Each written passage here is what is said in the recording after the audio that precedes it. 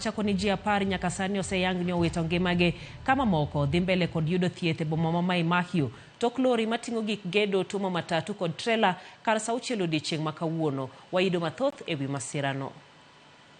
Masira ma kar saa 6 odiechieng' e boma ma Mai Mahiu noyudo ji apoya ka lori moting'o kite brege nochot kendo tumo matatu mating'o jowuoth manochung' e geng' apaya kanyakla kod trela machielo.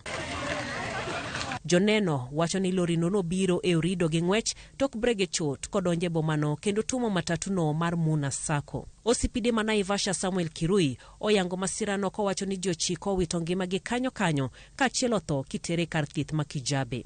Geche mamoko 4 manoyienge bath apaya nokethore tok lori no lwar kuomgi kendo noywagi nyaka tesend obila ma Mai Mahiu. Ji mamoko 8 dhi mbele kod yudo thieth e kar thieth ma Auckland ka ringre joma wito ngimagi to chwale kar kano ringre ma ume ka girito jogi oyangi kendo timnegi bero.